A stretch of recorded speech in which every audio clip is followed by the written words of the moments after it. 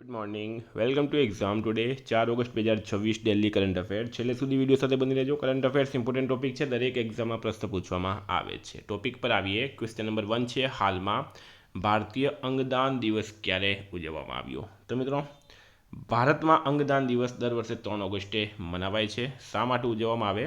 તો ભારતમાં 3 ઓગસ્ટ 1994ના રોજ થયેલા પ્રથમ સફળ મૃતદાતા એટલે કે ડિસીસ્ડ ડોનર હૃદય પ્રત્યારોપણની સ્મૃતિમાં દિવસ મનાવાય. સ્ટારમાં કરજો, ખૂબ ખૂબ ઇમ્પોર્ટન્ટ છે. હાલમાં તિરંગાની ડિઝાઇન કરનાર સ્વતંત્રતા સેનાની પિંગલી વેંકૈયાની જન્મજયંતિ ક્યારે ઉજવવામાં આવી? તો આપણા દેશમાં જે તિરંગો છે મિત્રો, એની મૂળ ડિઝાઇન કોણે તૈયાર કરી હતી? તો પિંગલી વેંકૈયાએ. 2 ઓગસ્ટે એમની જન્મજયંતિ મનાવવામાં આવે છે. એમનો જન્મ 2 ઓગસ્ટ 1876ના રોજ થયો હતો. જન્મસ્થળ છે ભાટલા પેનુમરુ, આંધ્રપ્રદેશ. વિશેષ યોગદાન: ભારતીય રાષ્ટ્રીય ધ્વજની મૂળ ડિઝાઇન તૈયાર કરી. 1947માં તેમના ડિઝાઇનના આધારે રાષ્ટ્રીય ધ્વજ અપનાવવામાં આવ્યો, જેમાં મધ્યમાં ચરખાની જગ્યાએ અશોક ચક્ર મૂકવામાં આવ્યું હતું.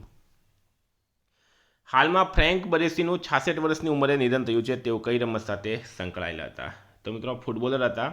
મહાન ફૂટબોલર હતા ફ્રેન્ક બરેસી. બરાબર, એમનું 66 વર્ષની ઉંમરમાં હાલમાં નિધન થયું છે.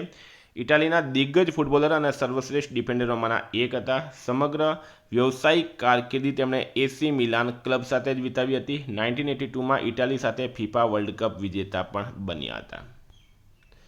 Gujarat ship building and repair policy 2026 હેઠળ રાજ્યની શિપ બિલ્ડિંગ ક્ષમતા કેટલા DWT સુધી વધારવાનો લક્ષ્યાંક છે? તો રાઈટ આન્સર છે 50 લાખ DWT. મુખ્યમંત્રી ભૂપેન્દ્ર પટેલે ગાંધીનગર ખાતે દેશના શિપ બિલ્ડિંગ ક્ષેત્રને નવી દિશા આપનારી Gujarat ship building and repair policy 2026ની વિધિવત શરૂઆત કરી છે. આ પોલિસીનો મુખ્ય હેતુ ગુજરાતને વૈશ્વિક સ્તરે અગ્રણી શિપ બિલ્ડિંગ અને રિપેર હબ તરીકે સ્થાપિત કરવાનો છે. હાલમાં 16મી hockey India junior men's national championship 2026 ક્યાં આયોજિત થઈ રહી છે? તો રાઈટ આન્સર છે મિત્રો આમાં કઈ જગ્યાએ? તમિલનાડુ ખાતે. પહેલાં વાત કરીએ તમિલનાડુ, કેપિટલ છે ચેન્નઈ, સીએમ છે જોસેફ વિજય, રાજ્યપાલ છે રાજેન્દ્ર આર્લેકર. 16મી hockey India junior men's national championship 2026 હાલમાં કોઇમ્બતુર, તમિલનાડુ ખાતે આયોજિત થઈ રહી છે. આ સ્પર્ધા 28 જુલાઈથી 8 ઓગસ્ટ 2026 દરમિયાન યોજાઈ રહી છે અને તેમાં દેશભરમાંથી 30 જુનિયર ટીમો ભાગ લેશે.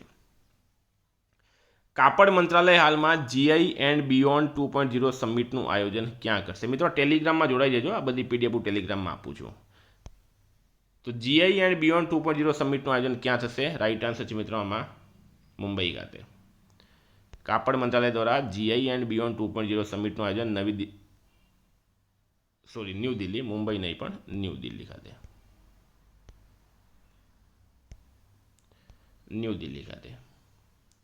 ડૉક્ટર ભીમરાવ આંબેડકર ઇન્ટરનેશનલ સેન્ટરમાં 5 ઓગસ્ટ 2026ના રોજ કરવામાં આવશે. સમિટનો હેતુ ભારતના જીઆઈ ટેગ ધરાવતા હેન્ડલૂમ અને હેન્ડીક્રાફ્ટ ઉત્પાદનોને દેશ વિદેશના બજારોમાં પ્રોત્સાહન આપવાનું છે. માહિતી અને પ્રસારણ મંત્રાલય હેઠળના રાષ્ટ્રીય ફિલ્મ વિકાસ નિગમ હાલમાં બ્રિક્સ વેવ્સ બજારનું આયોજન ક્યાં કરશે? તો રાઈટ આન્સર છે મિત્રો આમાં મુંબઈ ખાતે. સૂચના પ્રસારણ મંત્રાલય હેઠળના રાષ્ટ્રીય ફિલ્મ વિકાસ નિગમ દ્વારા બ્રિક્સ વેવ્સ બજારનું આયોજન મુંબઈ, મહારાષ્ટ્ર ખાતે કરવામાં આવશે. આ કાર્યક્રમ world audio visual and entertainment સમિટના ભાગરૂપે યોજાશે અને બ્રિક્સ દેશો વચ્ચે ફિલ્મ, મીડિયા અને મનોરંજન ક્ષેત્રમાં સહયોગને પ્રોત્સાહન આપશે. ભારત સરકારે હાલમાં તરતા સૌર ઉર્જા પ્રોજેક્ટ્સને પ્રોત્સાહન આપવા માટે કઈ યોજનાને મંજૂરી આપી?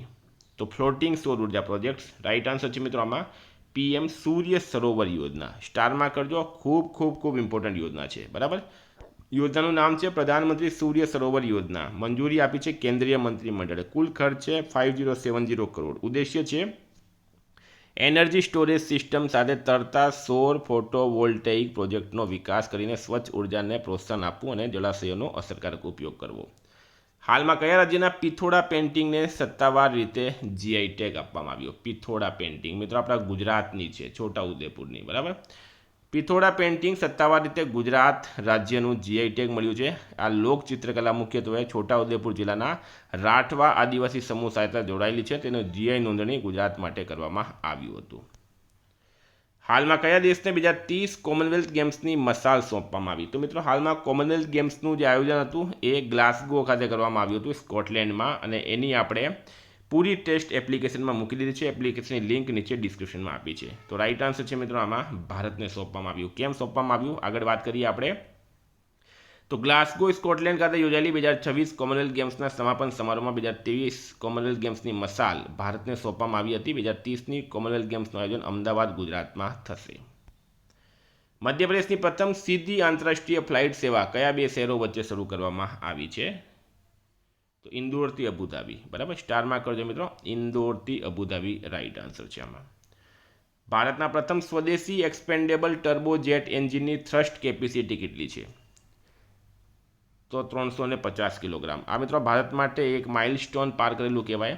પ્રથમ સ્વદેશી એક્સપેન્ડેબલ ટર્બોજેટ એન્જિનની થ્રસ્ટ ક્ષમતા 350 કિલોગ્રામ છે. આ એન્જિન ડીઆરડીઓના GTRE gas turbine research establishment દ્વારા વિકસાવવામાં આવ્યું અને તેનો મુખ્યત્વે ઉપયોગ ક્રૂઝ મિસાઇલ અને ઝડપી યુએવીમાં થઈ શકે છે.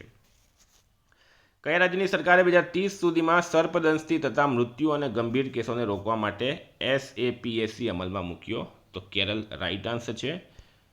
2030 સુધીમાં મિત્રો ટાર્ગેટ રાખવામાં આવ્યો કે સર્પદંશથી જે મૃત્યુ થાય છે એને રોકવામાં આવશે. અને આ SAPACનું પૂરું નામ છે state action plan for prevention and control of snake bite evening. બરાબર, આ યોજના રાજ્યના સર્પદંશની રોકથામ, સમયસર સારવાર, જાગૃતિ અને આરોગ્ય વ્યવસ્થાને મજબૂત બનાવવાના ઉદ્દેશથી ધરાવે છે. હાલમાં ગ્લાસગોમાં યોજાયેલી 2026 કોમનવેલ્થ ગેમ્સમાં મેડલ ટેલીમાં કોણ ટોચ પર રહ્યું છે? તો રાઈટ આન્સર છે એમાં ઓસ્ટ્રેલિયા ટોપ પર રહ્યું. ગ્લાસગો સ્કોટલેન્ડ ખાતે. મિત્રો તમને ફરી જણાવી દઉં, 55 પ્રશ્નોની ટેસ્ટ આપણે એપ્લિકેશનમાં મૂકી દીધી છે. યોજાયેલી 2026 કોમનવેલ્થ ગેમ્સમાં ઓસ્ટ્રેલિયા મેડલ ટેલીમાં પ્રથમ સ્થાન પર રહ્યું. ઓસ્ટ્રેલિયાએ કુલ 59 ગોલ્ડ, 33 સિલ્વર અને 48 બ્રોન્ઝ સહિત 140 મેડલ જીત્યા. ઇંગ્લેન્ડ બીજા ક્રમે છે, કેનેડા ત્રીજા ક્રમે છે. મિત્રો ભારતની વાત કરીએ આપણે, ભારત કયા ક્રમે છે? તો મિત્રો ભારત આની અંદર છે ચોથા ક્રમે. ભારત જે છે ચોથા સ્થાને રહ્યું. ગોલ્ડ 13, સિલ્વર 17, બ્રોન્ઝ 9, કુલ મેડલ ભારતે 39 જીત્યા. બોક્સિંગમાં ભારતનું અત્યાર સુધીનું શ્રેષ્ઠ પ્રદર્શન 10 મેડલ, જેમાં 7 ગોલ્ડ. ગુલવીર સિંહ ભારતના એકમાત્ર ખેલાડી રહ્યા જેમણે 2 મેડલ જીત્યા છે. હાલમાં જીઓલોજિકલ સર્વે ઓફ ઇન્ડિયાની પ્રથમ મહિલા ડાયરેક્ટર જનરલ તરીકે કોની નિમણૂક કરવામાં આવી? તો વર્ષા અશોક અગલાવેની નિમણૂક કરવામાં આવી છે. મિત્રો છેલ્લો પ્રશ્ન છે, હાલમાં પર્યાવરણીય પ્રદર્શન સૂચકાંક ઇન્ડેક્સ 2026માં ભારત કયા ક્રમે છે? તો ભારત છે 176માં ક્રમે. પર્યાવરણીય પ્રદર્શન ઇન્ડેક્સ 2026માં કુલ 177 દેશોનું મૂલ્યાંકન કરવામાં આવ્યું, જેમાં એસ્ટોનિયા પ્રથમ સ્થાને, લક્ઝમબર્ગ બીજા સ્થાને અને યુનાઇટેડ કિંગડમ ત્રીજા સ્થાને છે. ભારત આ યાદીમાં 176માં ક્રમે છે. તો મિત્રો આ હતા કરંટ અફેર્સના પ્રશ્નો. વાત કરીએ રિવિઝનની. તો આપણે આવી ગયા 3 ઓગસ્ટ 2026 રિવિઝન પર. વિશ્વ એંગ્લો ઇન્ડિયન દિવસ ક્યારે ઉજવવામાં આવે? 2 ઓગસ્ટે.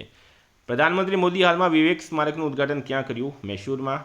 પ્રધાનમંત્રી મોદી હાલમાં અલ્લુરી સીતારામ રાજુ આંતરરાષ્ટ્રીય વિમાન મથકનું ઉદ્ઘાટન ક્યાં કર્યું? આંધ્રપ્રદેશમાં.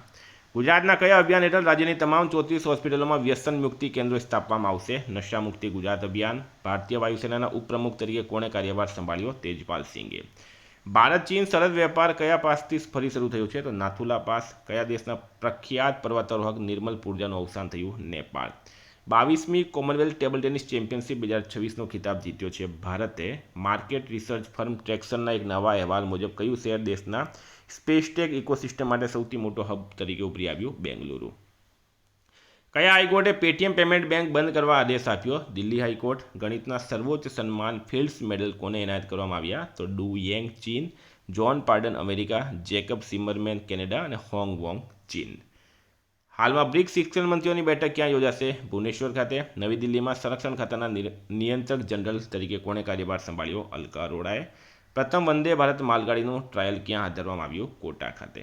ને DIRV સિમ્પોઝિયમ 2026 ક્યાં આયોજિત થઈ રહ્યું છે? IIT મદ્રાસ. મિત્રો ગઈકાલે પ્રશ્ન પૂછાયું, કઈ એજન્સીના ટેલિસ્કોપે બીટા પેક્ટોરિસ ડી નામનો નવો ગ્રહ શોધ્યો? રાઈટ આન્સર તો મિત્રો નાસા.